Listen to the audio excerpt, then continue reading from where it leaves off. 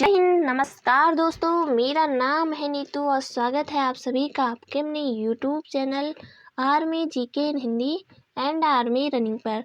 तो दोस्तों, आज के इस वीडियो में आपके लिए लाई हूँ सामान्य ज्ञान के क्वेश्चनों को, जो आपके आर्मी एग्ज़ाम, चाहे आप किसी भी ट्रेड की तैयारी करते हो, army, GD, nursing assistant, technical trade, तो आपके लिए वीडियो बहुत इंपॉर्टेंट होने वाला है।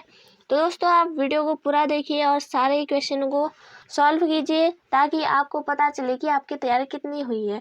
आप इन क्वेश्चनों को मॉक टेस्ट समझ के अपने आंसर दीजिए कि आपका आंसर क्या होगा और आप कितने क्वेश्चन सही कर पाते हैं। तो दोस्तों, चलिए शुरू करते हैं आज का वीडियो। तो पहला क्वेश्चन यहाँ पे देखिए। पहला क्वेश्चन ही क्या है कि 8वीं अनुसूची में कितनी भाषाओं का वर्णन किया गया। 8वीं अनुसूची में कितनी भाषाओं का वर्णन किया गया। तो ऑप्शन दिए हैं 10, 15, 22 या फिर 18। तो 8वीं अनुसूची में कितनी भाषाओं का वर्णन किया है। तो इसका सही आंसर लगभग सभी को आता होगा, सभी नौजवानों को इसका आंसर आना भी चाहिए। ऑप्शन सी, 22 भाषाओं का वर्णन 8वीं अनुसूची में किया गया है। तो ऑप्शन सी आपका सही आंसर है। इसके अलावा आपके से 10वीं अनुसूची में पूछा जाता है, 10वीं अनुसूची में किसका वर्णन है। तो दल बदल का वर्णन है 10वीं अनुसूची में। ऑप्शन क्वेश्चन में अगर पूछा जाता है कि 10वीं अनुसूची में किसका वर्णन है या किससे संबंधित है, तो दल बदल आपका आंसर होना चाहिए। और 8वीं अनुसूची में 22 भाषाओं का वर्णन है। तो बढ़ते हैं नेक्स्ट क्वेश्चन की तरफ।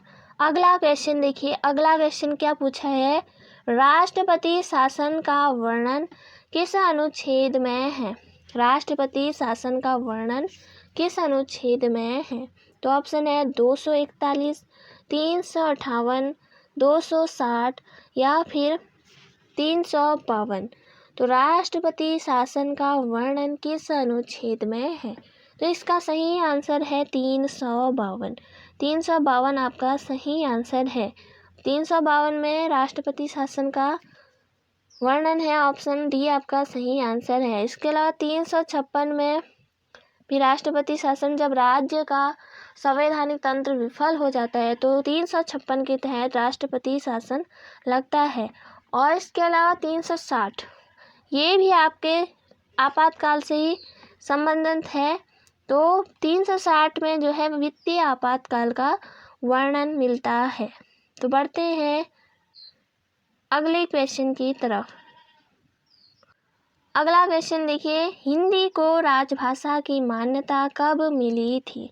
तो वेरी इंपॉर्टेंट क्वेश्चन है, हिंदी को राजभाषा की मान्यता कब मिली थी।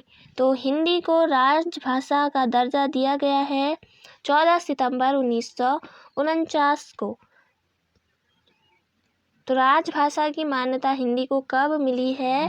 तो 14 सितंबर 1949 को। ऑप्शन बी आपका यहाँ पे सही आंसर है। ऑप्शन बी, 14 सितंबर को हिंदी दिवस के रूप में भी मनाया जाता है। तो बढ़ते हैं अगले क्वेश्चन की तरफ। अगला क्वेश्चन देखिए, वेरी इंपॉर्टेंट क्वेश्चन हो दोस्तों, आपको वीडियो पूरा देखना है। तो क्वेश्चन कहता है दोस्तों, समान नागरिक सुविधा लागू करने वाला एकमात्र राज्य है। समान नागरिक सुविधा लागू करने वाला एकमात्र राज्य है। तो ऑप्शन है मध्य प्रदेश, कर्नाटक, गोवा या फिर हरियाणा। तो इसका सही आंसर है गोवा। गोवा आपको याद रखना है, समान नागरिक सुविधा लागू करने वाला एकमात्र राज्य है गोवा। ऑप्शन सी आपका यहाँ पे सही आंसर है। और गोवा की राजधानी आपको याद रखनी है, पणजी गोवा की राजधानी है। पणजी गोवा की राजधानी है। और मध्य प्रदेश की राजधानी, एमपी की राजधानी है भोपाल। तो आपको याद रखना है, मध्य प्रदेश की राजधानी है भोपाल। बढ़ते हैं अगले क्वेश्चन की तरफ। अगला क्वेश्चन देखिए, very important question, Prasar Bharati अधिनियम कब लागू किया गया। तो आपको याद रखना है, ऑप्शन दिए हैं 16 सितंबर 1997, 26 जनवरी 1997 या फिर 15 सितंबर 1997 या इनमें से कोई नहीं।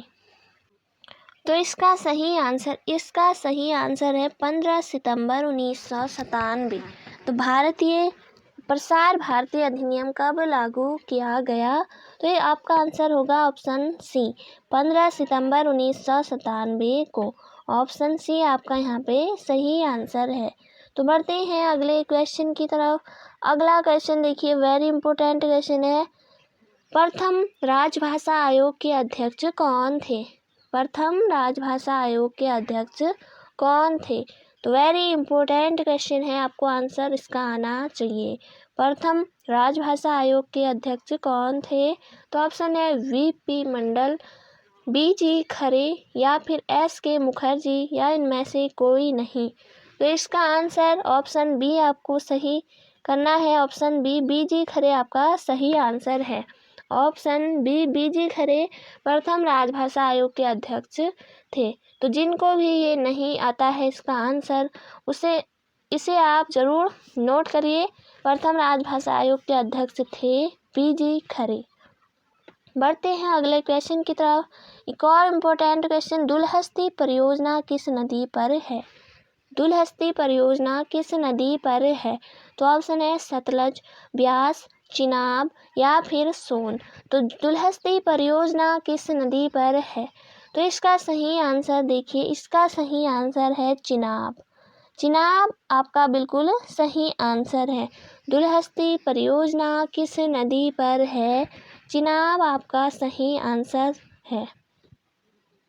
और दोस्तों, सतलज, ब्यास, चिनाब, रावी और झेलम जो है ये सिंधु की सहायक नदियां हैं। सिंधु की सहायक नदियां हैं सतलज, रावी, ब्यास, चिनाब, झेलम।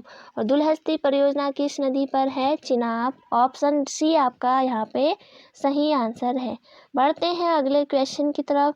एक और इम्पोर्टेंट क्वेश्चन की भारत की आकृति है। वेरी इंपॉर्टेंट क्वेश्चन है, भारत की आकृति है। तो ऑप्शन दिए हैं आयताकार, शंकुकार, त्रिभुजाकार या फिर चतुष्कोणीय। तो भारत की आकृति आपको याद रखना है। इसका आंसर जिसको भी नहीं आता है वो ज़रूर नोट करें। भारत की आकृति चतुष्कोणीय आपका सही आंसर है। ऑप्शन डी आपका सही आंसर है। तो दोस्तों, आप इसी तरह अपने जोश जुनून के साथ अपनी तैयारी में लग जाए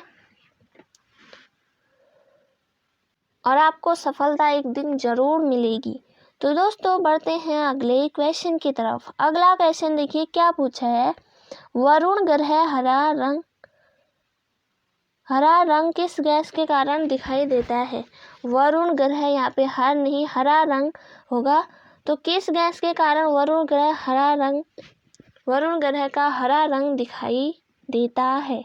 तो ऑप्शन दिए हैं मीथेन, इथेन, प्रोपेन या फिर ब्यूटेन। वरुण ग्रह का हरा रंग दिखाई देने की वजह है, इसका सही कारण है, इसका सही आंसर है ऑप्शन ए मीथेन। मीथेन आपका सही आंसर है। इसी के कारण वरुण ग्रह का रंग हरा दिखाई देता है। ऑप्शन ए आपका सही आंसर है। पढ़ते हैं नेक्स्ट क्वेश्चन की तरफ। तेल नदी है, वेरी इंपॉर्टेंट क्वेश्चन। तेल नदी है तो ऑप्शन है नील नदी, नाइजर नदी, गंगा नदी या फिर अमेजन नदी। तो तेल नदी है, इसका सही आंसर है नाइजर नदी। नाइजर नदी ऑप्शन बी आपका सही आंसर है। तेल नदी है ये एक नाइजर नदी। और दोस्तों, नील नदी से संबंधित आपको क्वेश्चन पूछा जाता है कि नील नदी का वरदान देश किसे कहा जाता है? नील नदी का वरदान देश किसे कहा जाता है? तो मिस्र आपको याद रखना है, मिस्र को कहा जाता है नील नदी का वरदान देश। और दोस्तों, नील नदी जो है विश्व की सबसे लंबी नदी है और अमेजन जो है ये चौड़ी नदी है, चौड़ी। तो दोस्तों, उम्मीद है आपको ये सारे क्वेश्चन समझ आए होंगे। और दोस्तों, आपको जिस क्वेश्चन का आंसर नहीं आता है तो आप उसे ज़रूर नोट कीजिए ताकि आपको अगली बार वो क्वेश्चन भी आ जाए तो आपको एक बार वो जब नोट करेंगे तो एक दो बार उसे पढ़ लेना है, तो आपको वो भी याद हो जाएंगे। तो दोस्तों इसी तरह आप मेहनत कीजिए। तो मिलती हूँ नेक्स्ट वीडियो में। और दोस्तों आपको वीडियो पसंद आती है तो आप इसे लाइक कीजिए और अपने दोस्तों के साथ शेयर कीजिए, और साथ ही साथ आप चैनल को ज़रूर से सब्सक्राइब कीजिए ताकि आने वाली नोटिफिकेशन आपको सबसे पहले मिले। तो मिलती हूँ नेक्स्ट वीडियो में। Thank you so much. जय हिंद, जय भारत।